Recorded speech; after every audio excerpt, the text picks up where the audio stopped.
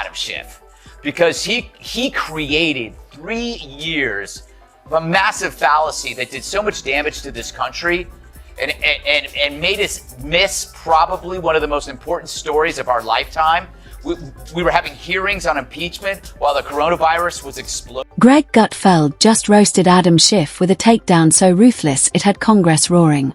With razor-sharp precision and that trademark smirk you could hear through the screen, Gutfeld shredded Schiff's fake warnings, overblown drama, and obsession with starring in every political soap opera. Savage, relentless, and brutally funny. When Schiff finally gets censored, and so the House condemns the lies of the man with the zombie eye. Last night, the House voted on party lines to censure Adam Schiff for promoting the Trump-Russia collusion hoax, which was as believable as Brian Kilmeade getting fan mail. 2 for 2.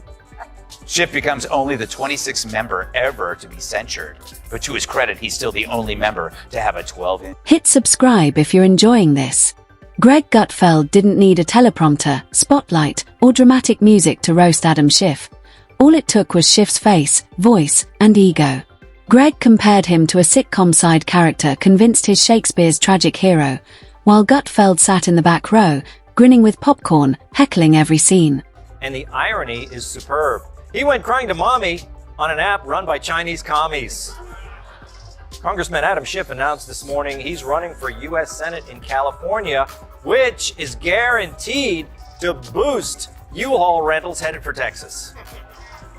He unveiled the highly polished and produced political ad right on the heels of getting booted from the House Intel Committee. Coincidence?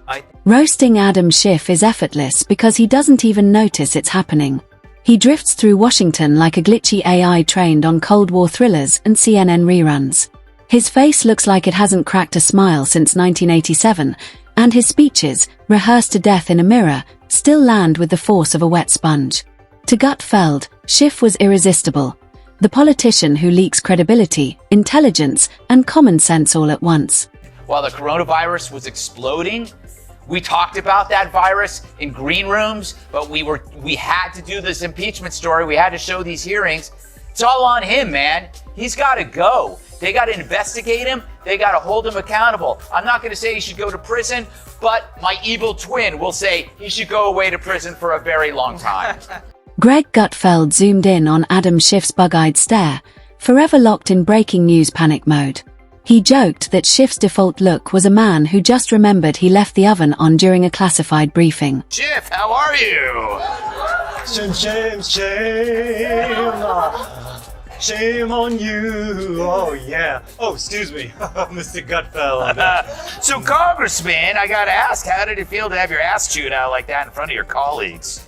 Oh, well, I will say this, Mr. Gutfeld. Then came the voice. Adam Schiff's monotone delivery made every speech sound like an obituary for democracy. Greg Gutfeld joked the guy could spin a parking ticket into a constitutional crisis.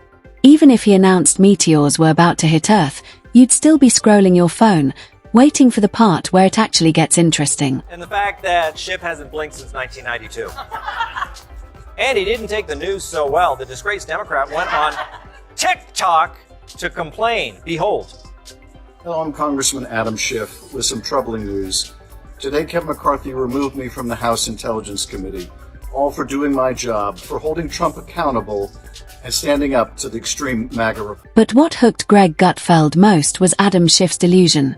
He didn't just think he was right. He thought he was Washington's last honest man. From the Russia hoax to phantom bombshells, Schiff promised fireworks but delivered sparklers. And when nothing landed, he never admitted defeat. He doubled down, poker-facing the nation with all the confidence of a man bluffing with an Uno card. So Adam Schiff now admits he should have been much more clear about how he unleashed the impeachment circus. Note, when a politician says they should be much more clear, they mean, I wish you hadn't caught me lying to your face. I should have been much more clear, and I said so the minute it was brought to my attention that I was referring to the fact that when the whistleblower filed the complaint, we had not heard from the whistleblower. We wanted to bring the whistleblower in at that time.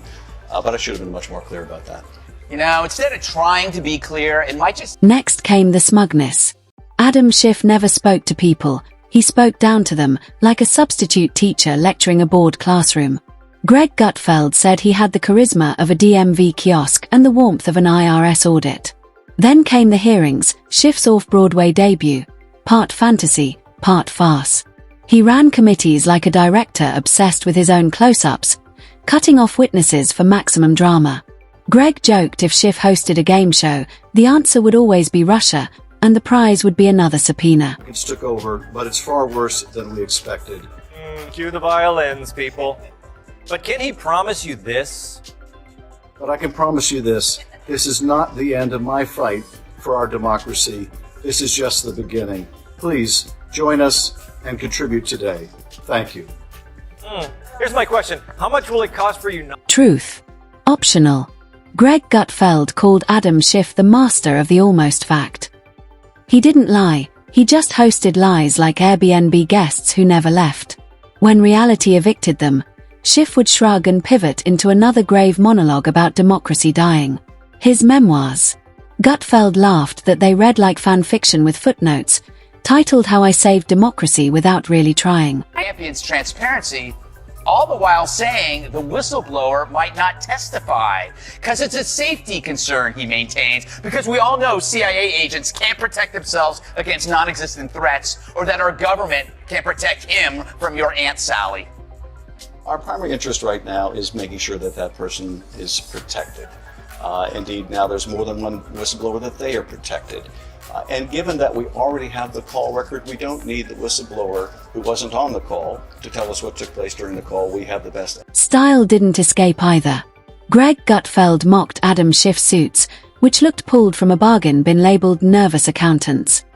His tie screamed debate team reject. And his face. Always one emotion, startled owl in a courtroom.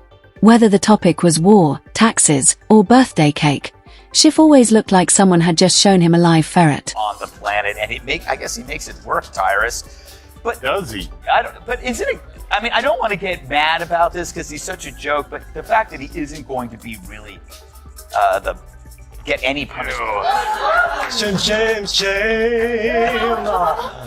shame on you. Oh, yeah. Oh, excuse me. Greg Gutfeld called it the Schiff cycle: accuse, dramatize, fade out, repeat. A permanent outrage machine fueled by headlines that never connected to reality. To Greg, Schiff wasn't a politician anymore. He was a delusional performer, auditioning for a play that ended years ago, still reciting lines nobody asked for. Mitt Romney could help him. Everyone knew there weren't enough votes to convict. Even the media, their only way out of this hell, pretending that Mitt was a hero.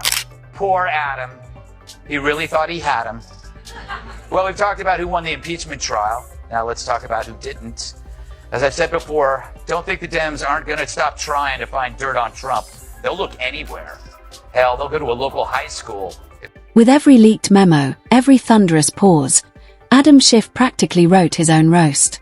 The sequel was always loading. Just when you thought his melodrama was spent, he'd squeeze out another crisis. Gutfeld joked Schiff spoke like a Ken Burns narrator describing himself, an ego so inflated it deserved its own zip code. It's about the conditionality of either the military aid or that meeting with the Ukrainian president. It may not be necessary to take steps that might reveal the whistleblower's identity to do that. Not necessary so much for transparency, but like everything, the Dems haven't thought this through. So not only are you going to impeach Trump, you're going to do it in secret, in the dark, reversing an election based on hearsay from some anonymous guy you will never ever see who has ties. Finally, the victim act. Greg Gutfeld said Adam Schiff's new costume was martyr of democracy. He hadn't been silenced, he'd just been fact-checked. Greg compared his endless alarms to a guy yelling shark in a swimming pool.